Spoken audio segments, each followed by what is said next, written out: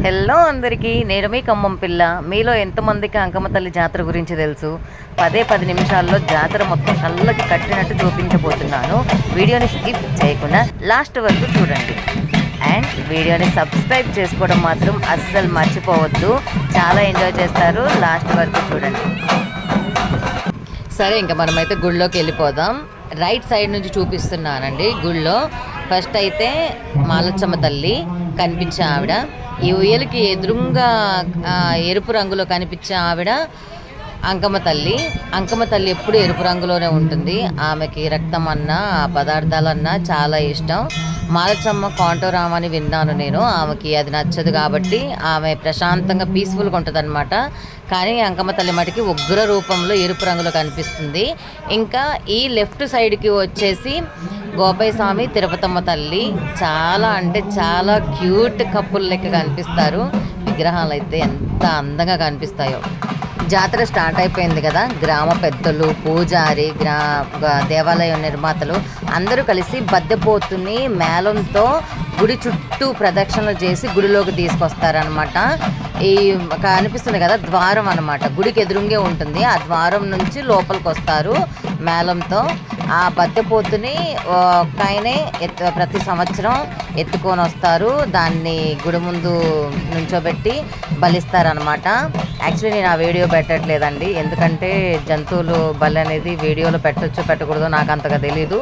So నేను అది skip చేస్తున్నాను, ఏమనుకోకండి. కానీ బద్దెపోతు బలి మాత్రం చాలా అంటే చాలా బాగుంటుంది.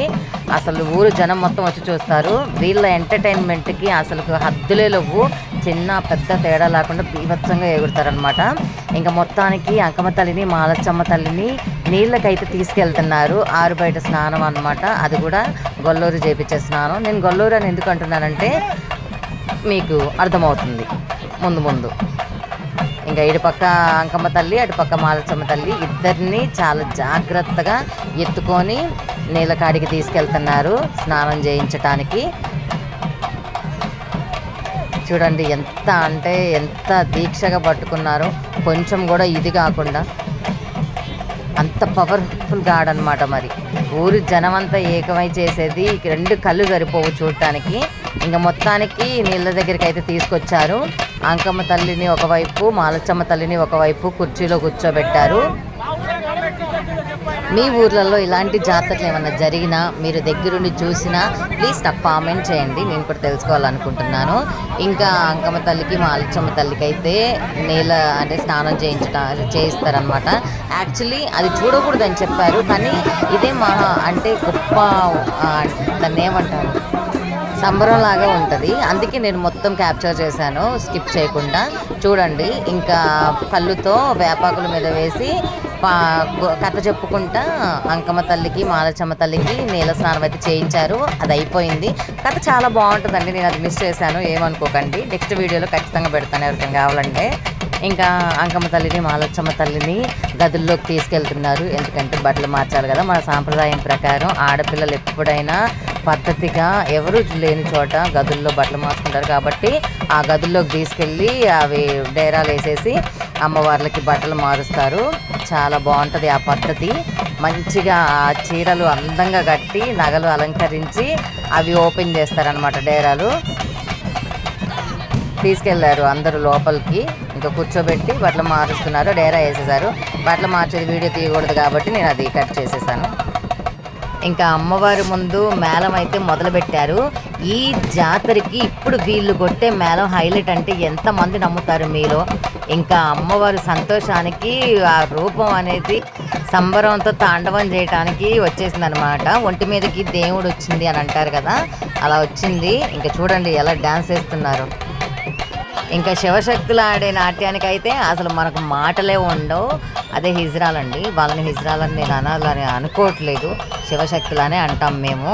అసలు వాళ్ళు వేసే డ్యాన్స్ కానీ, వాళ్ళ సంబరాలు కానీ మామూలుగా ఉండవు అనమాట. మాటలు చెప్పడానికి మాటలు కూడా సరిపోవు. మేకపోతు బలిచ్చే ముందు కర్రలతో అట్లా పట్టుకొని డ్యాన్స్ వేస్తారనమాట. అది బలి ఇయటం అయిపోయిన తర్వాత అదే కర్రలతో ఊరేగించుకుంటూ తీసుకెళ్తారు. మాలచమ్మ తల్లిని అందంగా అలంకరించి హారతిచ్చి కూర్చోబెట్టారు. చీర, పూలు, సారే చూడండి ఎంత అంటే ఎంత బాగా కట్టారో. మీకు విషయం తెలుసా, మాలచమ్మ తల్లి ముందు గురపోతుని బలిచ్చేటప్పుడు అంకమ్మ తల్లి చూడదంట. అందుకని అంకమ్మ తల్లిని మూసేస్తారు. మాలచమ్మ తల్లి మట్టికే ఆ రక్తాన్ని, రక్తపు ముద్దని చూస్తుంది. ఎందుకంటే ఆమెకి అది ఆ బలి అంటే ఇష్టం కాబట్టి ఆమె సంతోషం కొద్దీ అలా చేస్తారనమాట. ఇద్దరు అమ్మవార్లకి హారతి ఇచ్చి ఆ హారతి అయిపోయిన తర్వాత బలి చేసి అంకమ్మ తల్లికి జోయించి ఆ బలిని తీసుకొని ఊరి చుట్టూ చల్లటానికి వెళ్తారనమాట. ఫస్ట్ గుడి చుట్టూ చల్లుతారు, తర్వాత ఊరి చుట్టూ చల్లుతారు.